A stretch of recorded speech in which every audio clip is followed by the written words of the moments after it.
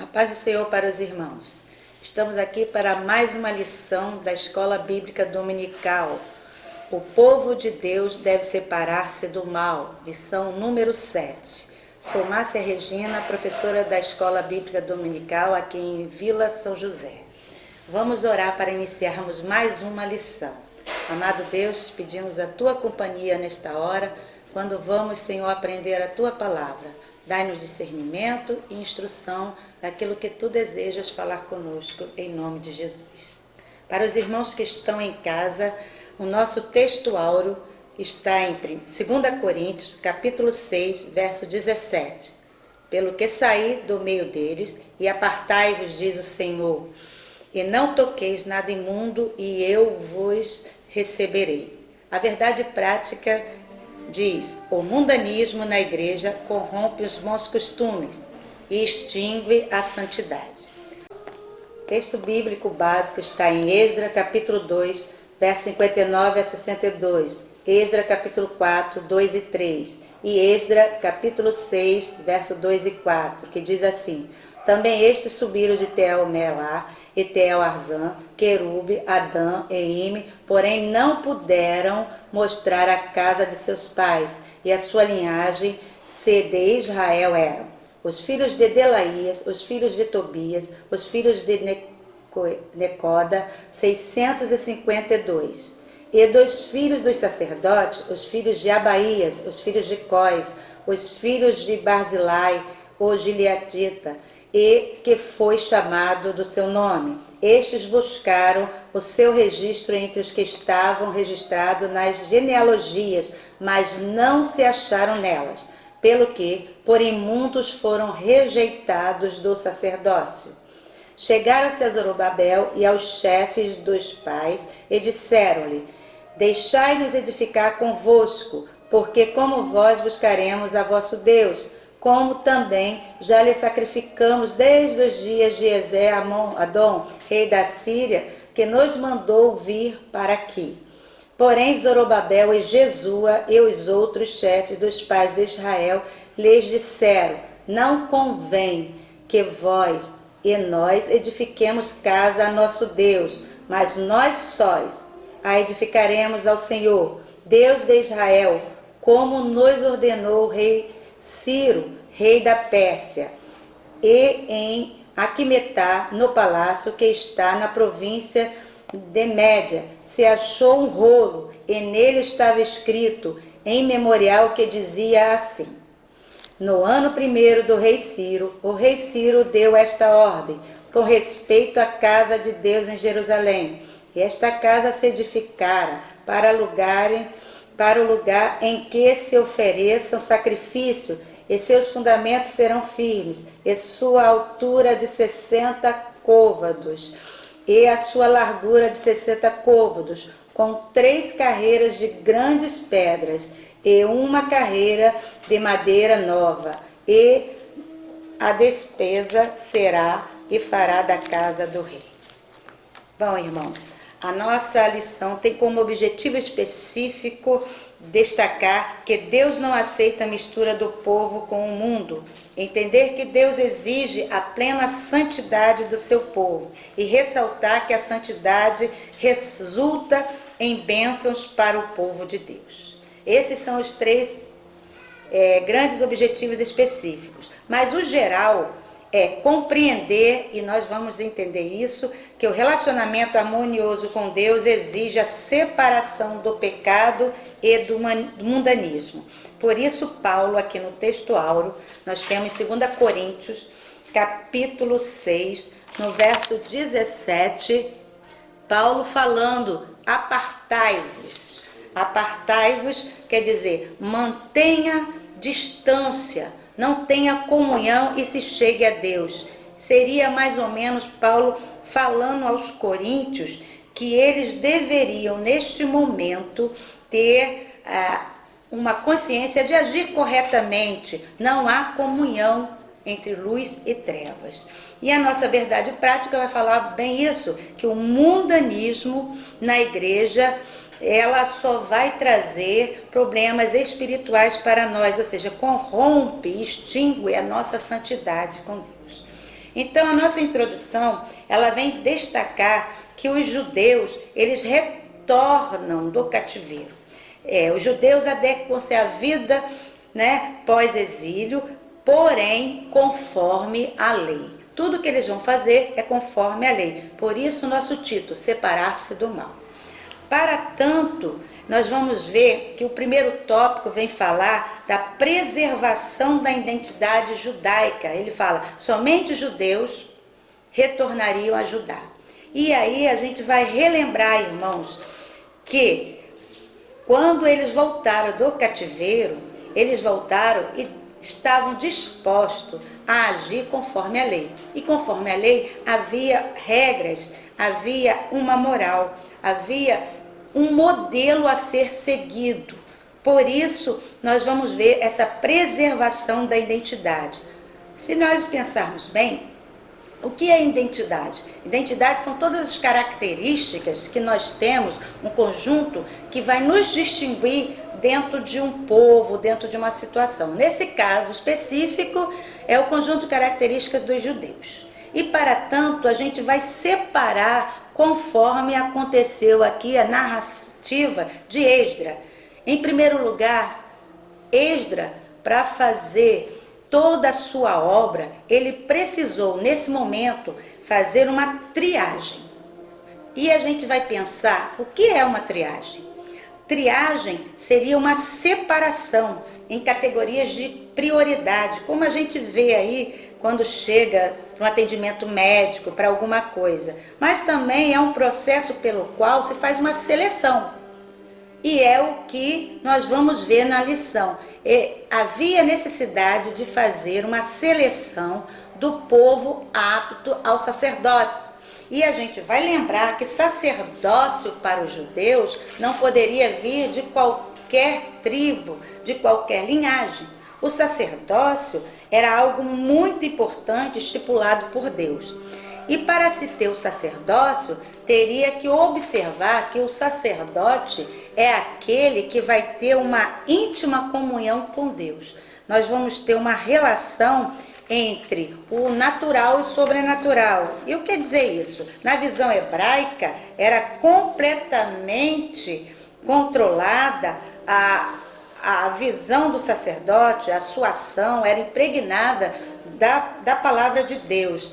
E esses sacerdotes, eles tinham que estar no altar e ser o mediador entre o povo. Então não eram qualquer um, eram preparados e estavam numa função. Eles deveriam ser divididos entre sumo sacerdote, sacerdotes auxiliares e até os levitas. E em algum momento eles eram os ensinadores também dessa função. Portanto, agora para a separação do sacerdote, eles tinham que fazer essa triagem. Por que triagem? Não poderia ser todo mundo que ali estava. Tinha que ver aqueles que tinham competência para tal. E isso nós vamos ver lá em Esdra, capítulo 2, de 1 a 3. Nós vamos ver em Esdra também 59 e 62. E a mesma triagem a gente vai ver esse povo lá em Neemias, capítulo 7, que vem repetindo quando Neemias vai pegar o rolo com os primeiros e ver. Portanto, para que a triagem? Para separação. Mas nessa triagem, aonde eles foram buscar? Na genealogia. E aí, quero ressaltar para os irmãos que estão nos ouvindo, para os alunos da escola da EBD, que genealogia, muitos não gostam, né? Muitos têm, assim, não muito apreço em ler a genealogia. Mas a genealogia, na Bíblia, ela é de suma importância. O que vem a ser genealogia? Ela vem do hebraico, onde diz que é registrar, fazer com que o nome de alguém seja registrado, inscrito em tábuas genealógicas. Então nós vamos ver em Crônicas, Esdras, vamos ver no livro de Reis, falando em tábuas genealógicas, documentos genealógicos. Mas a palavra genealogia mesmo só aparece em Neemias 7 e 5, que ela vem traduzida assim: então o meu Deus me pôs no coração que ajuntasse os nobres, magistrados e o povo para registrar as genealogias e achei o livro da genealogia dos que subiram primeiro e nele estava escrito. Aí ele vem falando toda a listagem. Essa aqui de Neemias, ele faz referência a Esdra, quando achou o rolo e que vai ler. E aí a gente vai ver muitos nomes. Mas por que é tão importante? A importância para os judeus é o seguinte: a genealogia tem propósitos. Um dos propósitos é mostrar a história de Israel, desde as suas relações com a família e a diferença que haviam com seus vizinhos. Também mostrar os ancestrais. A preservação de várias tribos de Israel, que era tão importante, as 12 tribos. Então ali vai constar, eu vim da tribo de tal, sou filho de tal, vem constando. Serve também para preservação e pureza do sacerdote arônico, que vem de Arão. E aí entra o caso de Esdra e Neemias, onde eles vão usar o sacerdócio e não pode ser qualquer pessoa. Tem que estar nessa genealogia comprovando que eles são descendentes. Então, a genealogia pós-exílica, que é o nosso caso, serve para demonstrar a homogeneidade de Israel como nação depois do cativeiro, que é o que nós vamos ver. Então, irmãos, não rejeite ao ler a genealogia, que nela os irmãos vão encontrar muita segurança e ratificação da história como tal. Podemos também relembrar os irmãos a genealogia de Jesus, lá em Mateus 1, onde nós vamos encontrar pela primeira vez o nome de 3 mulheres, Tamar, Raabe e Ruth, em Mateus 1:3, Mateus 1:5, para comprovar que o inimigo de nossas almas tentou barrar a genealogia para não chegar ao Messias e comprovar a sua linhagem. Porém, Deus usou de misericórdia e através dessas 3 mulheres a palavra de Deus se cumpriu. Então, voltando ao nosso assunto, a genealogia agora comprovou.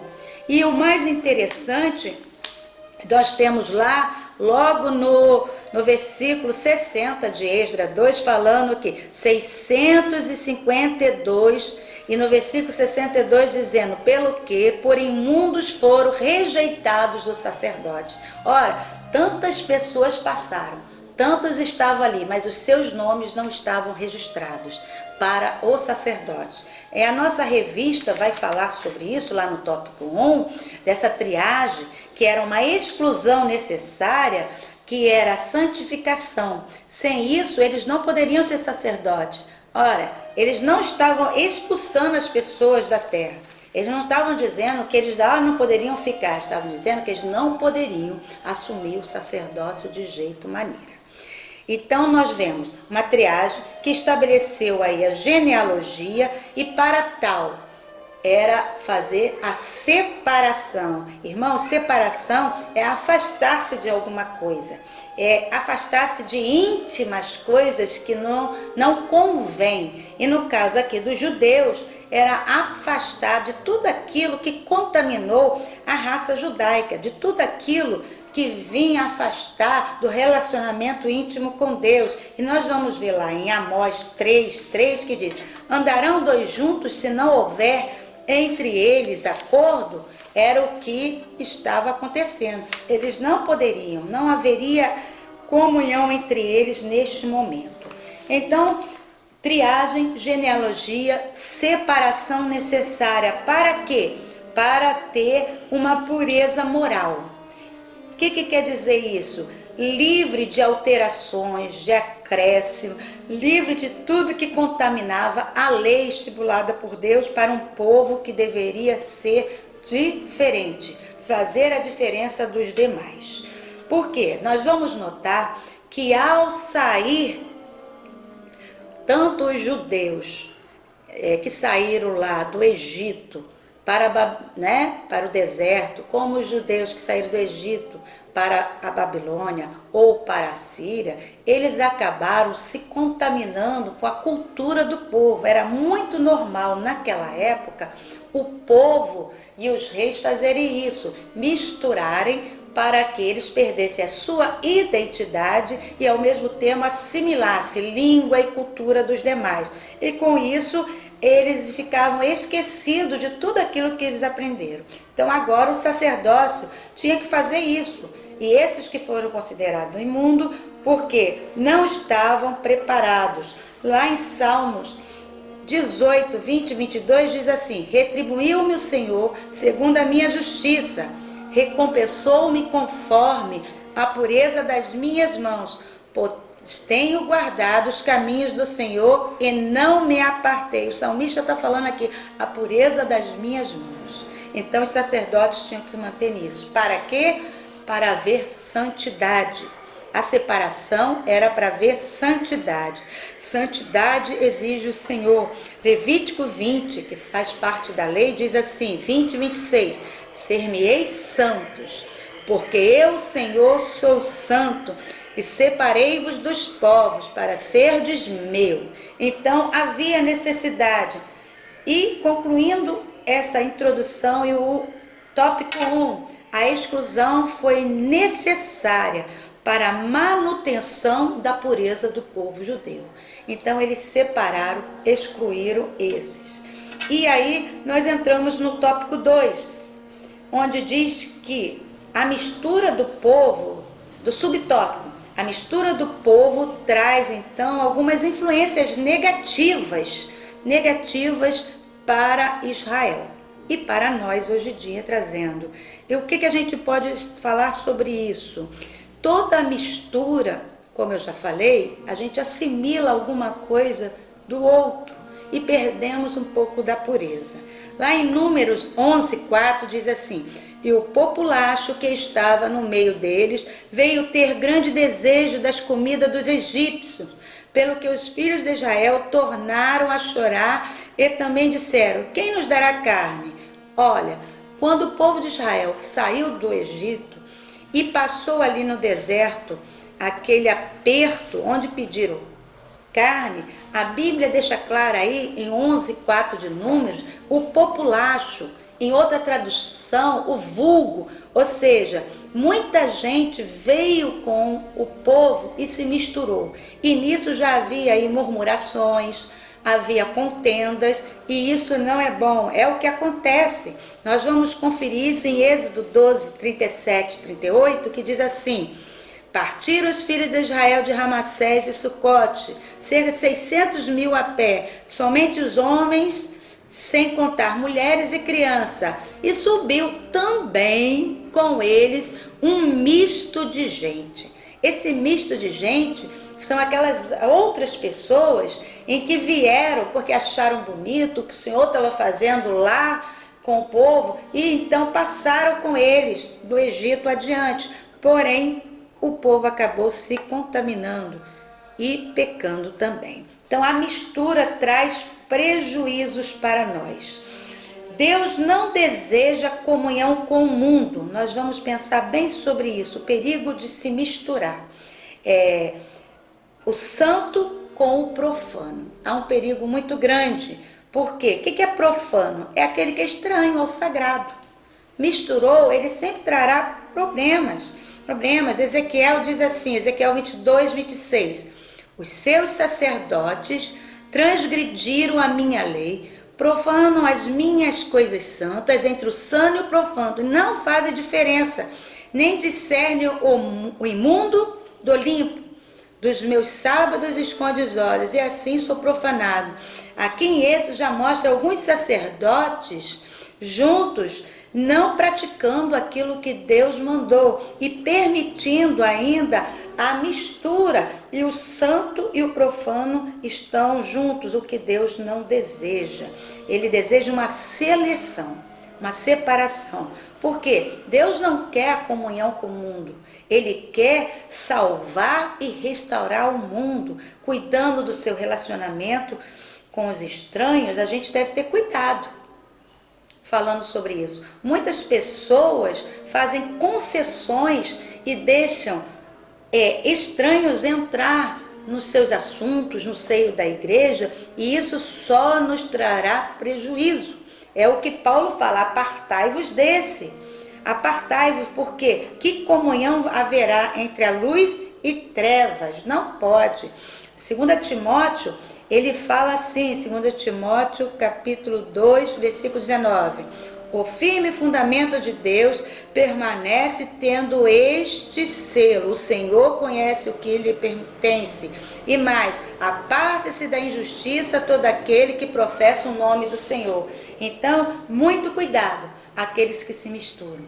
Muito cuidado, porque essa facilitação da mistura traz uma cegueira espiritual. Chega a um ponto que você não discerne o que deve fazer, ou fica avexado e concorda. Não concorde com aquilo que não faz parte da lei do Senhor e que você está professando.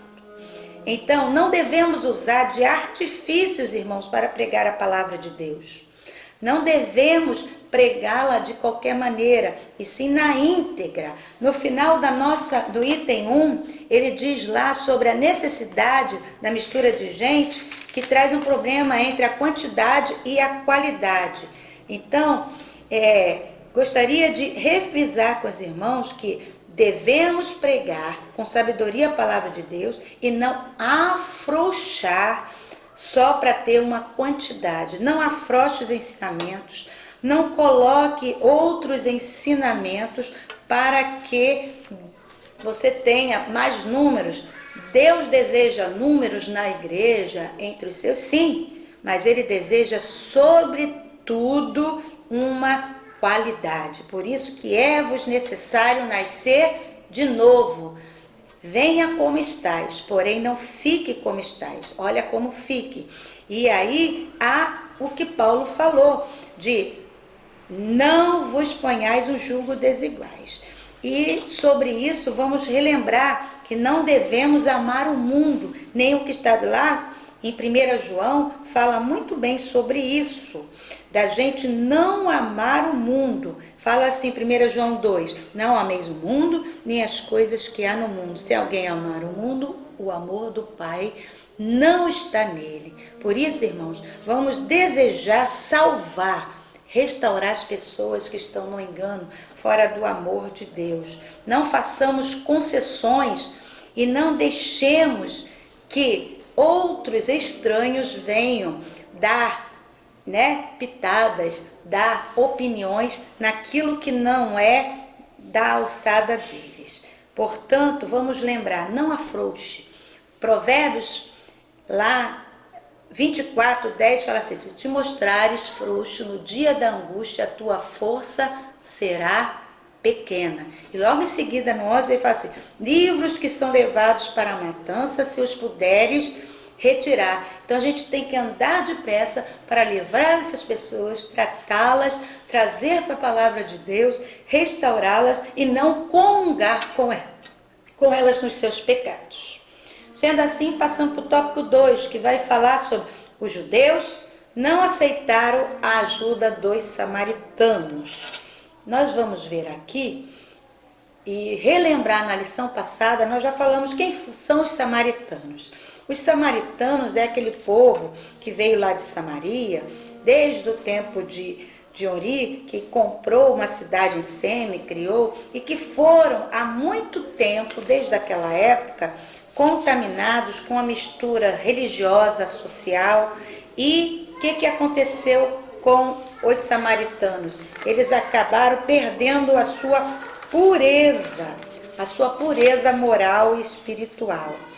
A gente vai ler lá que os samaritanos, eles deveriam manter a sua ética religiosa, mas a mistura ética religiosa dos moradores da região começou desde 722 aproximadamente de Cristo. E nós lemos nas lições passadas lá o episódio em 2 Reis, capítulo 17, e seria bom que os irmãos relessem esse capítulo a partir do 26, que fala que os homens que estavam em Samaria começaram a ser atacados por leões e foram então pedir ajuda ao rei da Síria, porque eles estavam com medo que o Deus da terra estava matando-os com leões. O que o rei da Síria fez então?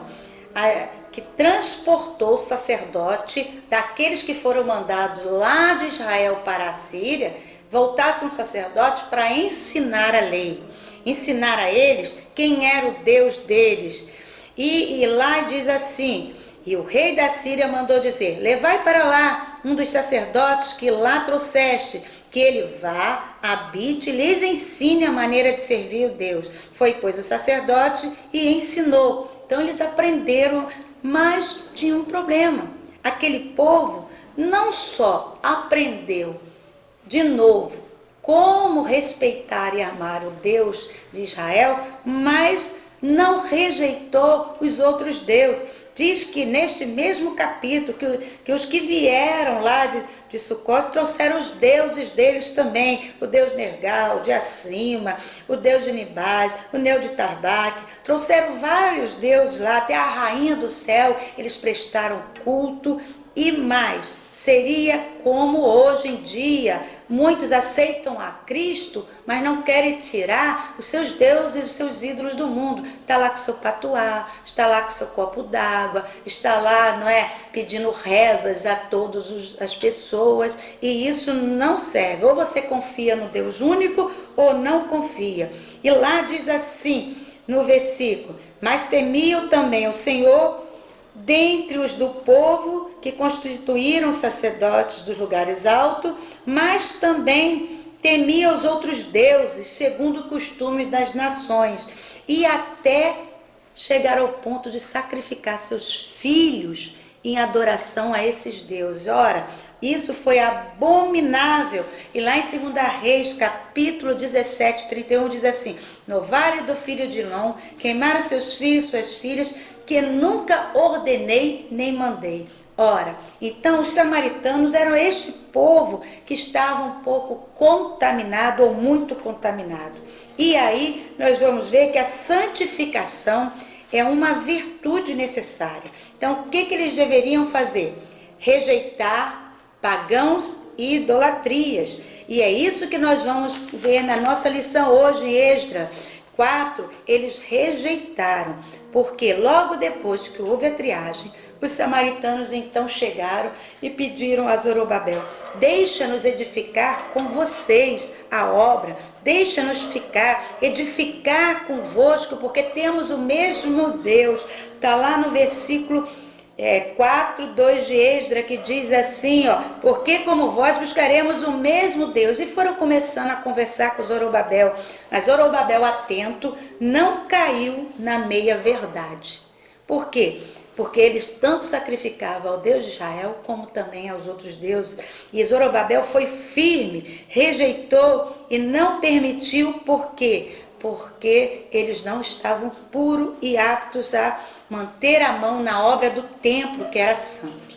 Deveriam então estar separados, somente nós. E aqueles samaritanos, uma vez que foram rejeitados, por causa disso, eles se tornaram então opositores. Assim nós vamos ver que devemos rejeitar. Hoje em dia nós temos o ecumenismo, nós temos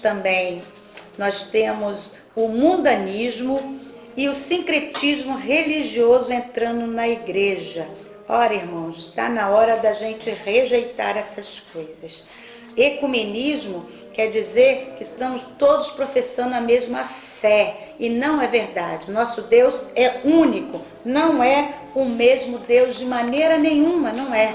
E aí nós vamos relembrar para os estudiosos da Palavra de Deus e das lições da CPAD, que em 2006 e 2010 e 2008 nós tivemos várias revistas que falavam sobre santidade e mundanismo. E devemos lembrar que em 2008 o pastor Walter Gabi, ele trouxe adendos sobre mundanismo. E lá dizia assim, que mundanismo são hábitos, cultura e sistema da sociedade rebelada contra Deus. Uma sociedade que não está voltada para Deus. Portanto, se eles se rebelam contra Deus, querendo mudar a lei de Deus, nós não podemos comungar com eles. E hoje nós vamos perceber que há mundanismo na política, quando nós vemos corrupção, legalidade de leis que são anticristãs, com projetos que não venham favorecer as leis cristãs, e muitos crentes não estão avisados quanto a esses projetos de aborto, de homossexualidade, projetos de célula-troncos e outros que vão ferir a constituição divina que nós temos. Na religião, como nós já falamos, né, o contato com crenças mistas que vão prejudicar o seio da igreja, vão prejudicar a nossa comunhão com Deus. Na mídia, se nós abrirmos a mídia hoje, em pleno século XXI, nós vamos ver ridicularização da fé cristã. Quem não foi ridicularizado porque serve a Deus? Mas não se sinta oprimido ou ofendido, irmãos. Se te chamam de Bíblia, é coisa boa, porque a Bíblia é a palavra de Deus. Se te chamam de santarrão, melhor ainda, mude o teu foco. Se alguém te viu que você é um santarrão, é porque há santidade em você. Se alguém te rotula como cristão, parabéns, porque você está dando bom testemunho de servo de Deus. Então a mídia, ela vem falar sobre a rotulação e vem trazer às pessoas adultério, prostituição, homossexualidade, os valores distorcidos, o errado passa a ser certo. E aí, nós como cristãos temos que estar atentos, não cair nesse perigo. Na ciência, com materialismo, evolucionismo, na filosofia, cuidado com o pós-modernismo e o existencialismo, para a gente não se afastar de Deus. Na ética, com o pluralismo sexual, o hedonismo, onde muitas pessoas dão mais valor ao ser do que a Deus. Então, o mundanismo na nossa sociedade, em pleno século XXI, ele é presente. Vamos rejeitar o mundanismo e toda a prática dele. Qual é a posição aqui dos judeus em relação aos samaritanos e do povo de Deus em relação ao mundo hoje? É discernir as armadilhas aparentemente colocadas para nós. Pois os samaritanos chegaram e falaram assim: vamos nos aparentar com vocês. Lá na nossa revista, no item 2, está assim, no subtópico 3, samaritanos procuraram aparentar-se com judeus. E aqui eles vão estar atentos para evitar as misturas, porque eles estavam misturados. Eles tinham casado com outros povos, caldeus, outros povos da onde eles passaram. E esse é um assunto que Paulo fala: não vos prendais a jugo desigual, tanto para o casamento como para outras áreas da nossa vida, onde a gente deve separar e não cair nessa armadilha, porque foi assim que aconteceu. E Esdras, Zorobabel, Neemias estavam atentos e não permitiram. E sobre esse assunto da mistura até em casamento, nós vamos reforçar na lição que virá mais adiante, na lição 12. Então, ao chegar para se aparentar, eles foram rejeitados. E nós devemos também não aparentar-nos com o mundo. Tente separar-se do mundo. Tente procurar amizades, procurar contato entre aqueles que comungam a mesma fé. Tomar decisão como povo de Deus, mesmo que traga inimizade, inveja, repúdio, hostilidade, ranço, como diz aí. O que acontece? Quando a gente não quer compactuar com aquilo que não faz parte da nossa santidade, as pessoas se voltam contra nós. É o que aconteceu aqui. Todos esses que pediram para ajudar foram rejeitados. Então agora eles vão opor-se, vão tornar-se inimigos daqueles que servem a Deus. Quanto a isso, a gente não deve estar preocupado. A gente fica triste? Fica sim. Porém, devemos nos preocupar em agradar a Deus e salvar essas pessoas e olhar de maneira diferente para eles. Lá a gente vai ver na Bíblia falando sobre isso. 1 Timóteo 6 fala assim: todos os servos que estão debaixo do jugo considere dignos de toda a honra o próprio Senhor, para que o nome de Deus e a doutrina não sejam blasfemados. E ele fala, porque temos trazido para o mundo e nem coisa alguma podemos levar dele. Então, se estão contra nós, não vamos nos aquietar por isso, mas apartai-vos. Faça como Eclesiastes 4:4, que diz assim: então vi que todo trabalho e toda destreza em obras provém da inveja do homem contra o próximo. Também isto é vaidade e correr atrás, é como se correr atrás do vento, porque o caminho do insensato, irmãos, é sempre longe daquele do caminho certo.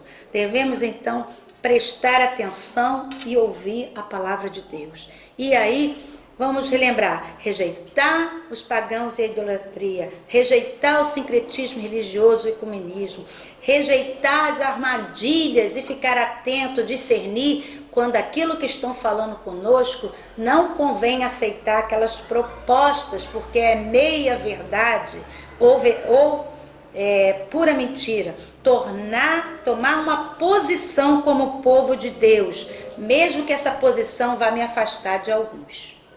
Mesmo que nessa posição alguns não vão te querer no grupo, e isso é necessário. Eu lembro-me que meu filho chegou em casa triste quando fazia o colégio Pedro II, porque haveria uma festa na escola e dentre a turma ele e outro amigo não foram convidados, foram excluídos. E eu perguntei a ele, por que foram excluídos? Porque nós somos cristãos e eles lá vão ter uma festa com bebidas, outras coisas que a gente não convém. Falei, então não fique triste, porque se te separaram, porque já viram a diferença entre você e seu amigo, porque não há comunhão entre luz e trevas, e isso então é hora de você mudar o foco e ver como uma coisa positiva, que Deus está te livrando de alguma armadilha. Também rejeitar as intenções dos ímpios nas nossas decisões. Não deixe que os ímpios venham de maneira nenhuma dar conselho. Diz lá Salmos 33, verso 11, o conselho do Senhor dura para sempre, os desígnios do seu coração por todas as gerações. Então firme-se no Senhor. Passando adiante, Deus exige santidade do seu povo, é o tópico 3. E nesse tópico 3 nós vamos relembrar o seguinte: santidade é sinônimo de relacionamento com Deus, que é sinônimo de intimidade com Deus. Se você não conhece a Deus, se você não tem intimidade com Ele, a sua santidade não está sendo aprovada. 1 Pedro capítulo 1, versículo 14 ao 16 diz assim: como filhos da obediência, não vos amoldeis as paixões que tinhas anteriormente na vossa ignorância. Olha só, não traga o molde de antes. E ele diz assim, pelo contrário, segundo é santo aquele que vos chamou, tornai-vos santos também, vós mesmo, que em todo o vosso procedimento, porque escrito está, sede santos, porque eu sou santo. Então o crente, ele é chamado, irmãos, para aperfeiçoar a santidade no temor do Senhor. Ou seja, ele não apenas deve livrar-se das coisas que o contaminam, mas também tomar providências para que as suas ligações sejam santas, no lugar, em consonância com o poder de Deus. E somente a mediação de uma ação positiva sua para o bem, você vai se livrar daquilo que é negativo e que te afasta de Deus para o mal. É a luta do pecado contra a carne, que nós vamos ver no mesmo capítulo ou no mesmo livro que está o nosso textuário, Paulo falando aos coríntios, que a princípio eram tão imaturos e carnais, e Paulo queria trazê-los à santidade. E nisso vamos pegar aí um dos subtópicos, onde fala da santidade, lá no item 3, que é muito necessário a gente lembrar, não é? Que diz assim, Deus exige santidade, e vai falar sobre o retorno de Israel ao cativeiro, que exigiu santidade. Depois vai falar sobre Josué antes de passar o Jordão, que precisou se consagrar para se santificar. E vai falar também de um episódio de Ai, onde os israelitas foram derrotados. E isso nos convém lembrar que esses episódios nos lembram o seguinte: temos que ter requisitos para que a santificação, que é a virtude essencial nas conquistas espirituais, esteja apta a agradar a Deus. Então, irmãos, santificação, para ter conquistas espirituais é preciso obediência, humilhação, renúncia, consagração e comunhão. É o que vemos nesses capítulos aí. Obediência, porque sem obedecer a Deus, a gente não consegue nada, irmãos, nada mesmo. A Bíblia diz que santifique-se na verdade e a tua palavra é a verdade. Então a gente tem que conhecer essa verdade. Em relação à obediência, Êxodo 19, 5 e 6, já falava aos israelitas: agora, pois, se diligentemente ouvirdes a minha voz e guardardes a minha aliança, então sereis a minha propriedade particular dentre todos os povos, porque toda a terra é minha, e vós me sereis reino de sacerdotes e nação santa. São estas palavras que falarás aos filhos de Israel. Então os filhos de Israel tinham na sua mente que deveriam ser obedientes, tinham na sua mente que deveriam ser consagrados, os sacerdotes deveriam ensinar a eles. Josué 3 e 5, que é o episódio, ele fala assim: santifica-vos, porque amanhã o Senhor fará maravilha do meio de vós. Ou seja, não é para amanhã me santificar, é para antes. Josué chamou o povo à atenção, porque eles tinham que se dispor a estar preparado. E isso nós vamos ver lá em Josué 7, está na sua revista aí da Escola Dominical, verso 13, que ele falou assim: santificai-vos para amanhã, porque assim diz o Senhor, Deus de Israel: há coisas condenadas no vosso meio, ó Israel. O que aconteceu? Depois de tantas bênçãos que receberam, quando chegou lá em Ai, eles perderam a batalha. Perderam a batalha porque alguém que estava no meio dele desviou o foco, esqueceu de obedecer, esqueceu de se consagrar. Ele falou assim: ah, mas isso aí não tem nada a ver. Esse nada a ver que o mundo hoje fala, a gente deve rejeitar. E nesse nada a ver, eles trouxeram e esconderam, e foi considerado anátema, aquilo que não agrada a Deus. E aí eu quero chamar a atenção: tudo aquilo que você tem e esconde tem algum problema. Por que escondeu? A maioria das pessoas desobedientes esconde a verdade de alguém, porque já sabe na sua consciência, no seu subconsciente, que aquilo é errado. E no episódio ali de Ai, eles esconderam. E aí Josué foi o quê? Humilhar-se ao Senhor. Ele foi na presença do Senhor, ele foi se consagrar, e Deus falou: ah, anátema no meio do povo. Deus ainda fala conosco, porque ele exige santidade. Então, não escondam. Tenha sempre em suas mãos coisas puras. Não deseje aquilo que não é seu. Não deseje aquilo que é do mundo. Deus tem coisas boas para você. E para terminar esse item aí, que Deus exige santidade, a renúncia é: tire os embaraços à vida sã.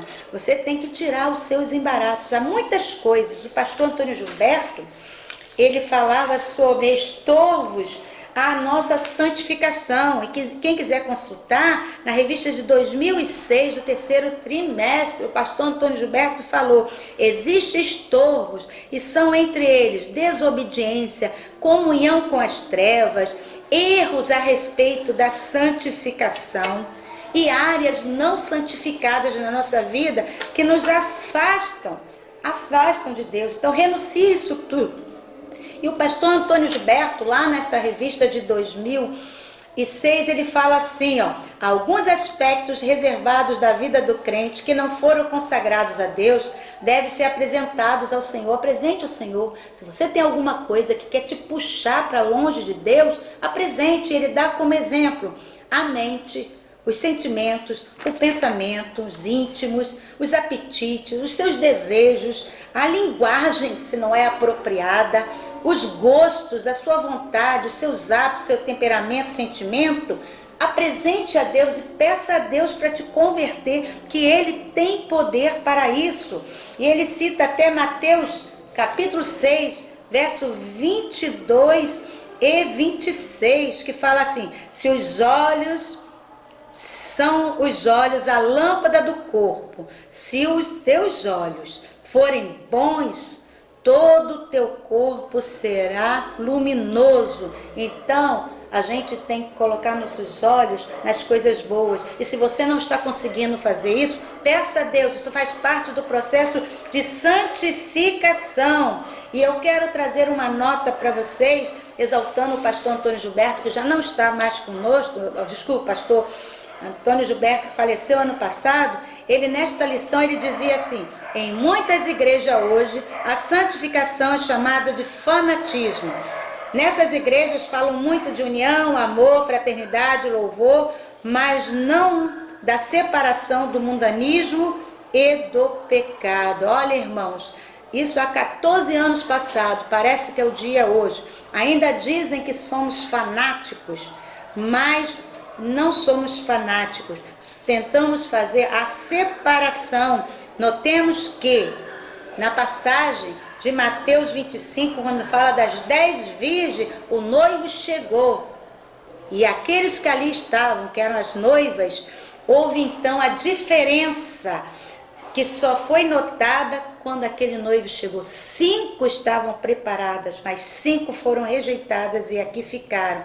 Então, santificar-se é necessário. Se há áreas na sua vida em que você ainda não colocou diante de Deus, coloque. Se é a sua língua, gosta de falar demais, peça a Deus, controle isso e afaste daqueles que assim fazem. Se tem hábitos contrários, perversos à palavra de Deus, se o teu temperamento é agressivo, hostil, Deus pode mudar você em um novo homem, assim como a palavra de Deus nos dá exemplo.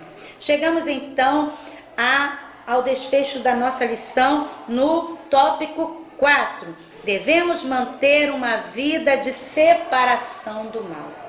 E o que significa isso, irmãos? Santificar-se é separar-se continuamente de todo pecado, pela instrumentalidade do Espírito Santo para servir o Senhor, já dizia o pastor Antônio Gilberto. Olha, é um processo continuamente, não é uma vez santo, santo para sempre, não, você tem que se preservar todos os dias de todo pecado, mas olha, sozinho não, com a instrumentalidade do Espírito Santo do Senhor, Ele vai te ajudar. Então, o nosso último tópico da lição vai falar sobre valer a pena ser separado do mal. E ele vai dizer o seguinte: tire os olhos das coisas impuras e dos ímpios, fixe em Deus. E aí ele vai dar o exemplo de Asaf, lá no Salmo 73, onde Asaf vai falar que ele desejou, ele viu e se ficou meio entristecido com a prosperidade dos ímpios. E quantas das vezes você às vezes fica preocupado com os ímpios que estão prosperando mais do que você? Não, irmão, trabalhe, faça por onde, entregue nas mãos de Deus, que Deus não nos dá nada do que nós não precisamos. Deus nos dá a conta certa. Em relação a essa pandemia, não nos tem faltado nada, graças a Deus, mesmo que os ímpios tenham prosperado. Então, vamos ficar atento a isso. Foi o que ele falou sobre Asaf. Asaf, lá na sua lição, fala assim: até que entrei no santuário de Deus, então entendi o fim deles. Asaf precisou olhar, ver, tirar os olhos, entrar, buscar a Deus e perceber que o fim deles não é bom. Mas o nosso, nós temos esperança, porque Deus nos guiará para a sua glória. Então, tire os olhos, fixe em Deus. Ele dá o exemplo também de Malaquias, Malaquias aí, quando Malaquias vai falar, não é? Dando exemplo da importância de ser aperfeiçoado, da importância da gente servir ao Senhor. Também nessas últimas palavras da nossa revista, ele vai falar assim: viva conforme a vontade divina. Não adianta conhecer a vontade de Deus, tudo isso que nós falamos aqui, que estamos estudando, de nada vai adiantar, meus queridos irmãos que estão nos ouvindo, se a gente só conhecer e não colocar em prática. É isso que está falando aí. Eu já conheço a palavra de Deus, então coloco em prática. Não conheço tudo, vou estudar a palavra de Deus, não é? Porque no final, vamos lembrar de Malaquias, que diz assim, Malaquias 3,18: então vereis outra vez a diferença entre o justo e o perverso, entre o que serve a Deus e o que não serve a Deus. E lá em 1 Tessalonicenses 4 diz assim: esta é a vontade de Deus, a vossa santificação, que vos abstenhais da impureza, em algumas traduções, da prostituição. Então, irmãos, vamos praticar, colocar aquilo que Deus quer em ação. E termina a nossa lição aí falando: bênçãos vão acompanhar a todos aqueles que querem deixar o mal e vir para Deus. Quais são as bênçãos? Ele vai denominar várias aí. Eu vou intitular com os irmãos: a salvação. Que é maior bênção que a salvação?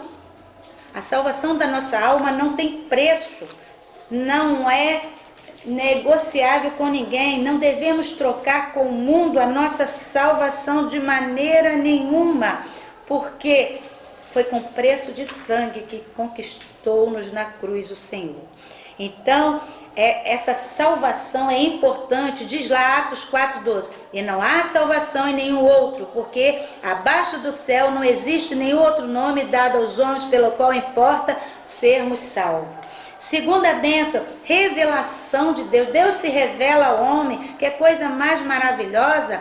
João falou lá em João 14:21, esse é o que me ama, e aquele que me ama será amado do meu Pai, e eu também o amarei e me manifestarei a ele. Essa é uma maravilha. O mundo não tem esse contato com Deus, e se você quer ter, tem intimidade. Intimidade é relacionamento, santificação, vitória contra o maligno. Nós vamos ver aqui os irmãos da nossa revista, que eles venceram a oposição contra os samaritanos, que quiseram atrapalhar a obra, mas eles leram lá a carta de Ciro, que foi usado por Deus para que esse povo voltasse e construísse a casa do Senhor, que eles estavam respaldados na lei para continuar, e eles não puderam, mesmo que alugaram algumas pessoas para atrapalhar, não puderam. Nós também sejamos vitoriosos, porque o maligno não vai parar de tentar te arrastar para o mal, mas se você se colocar à disposição de Deus, Deus estará ao seu lado e terás vitória. E a certeza do arrebatamento que o irmão coloca aí na nossa revista.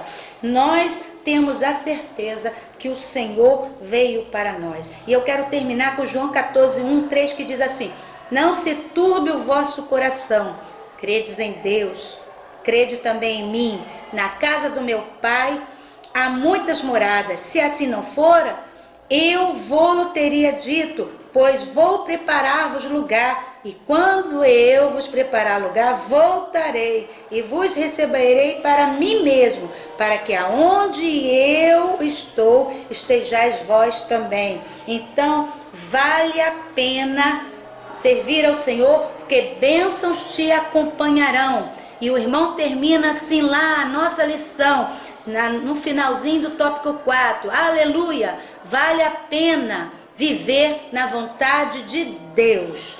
E para concluir, quero dizer para os irmãos, a separação do mundo é o princípio da vida cristã, autêntica e vitoriosa com o Senhor. Então, vale a pena. Seja um cristão autêntico e o Senhor lhe dará a vitória. Em nome de Jesus. Amém.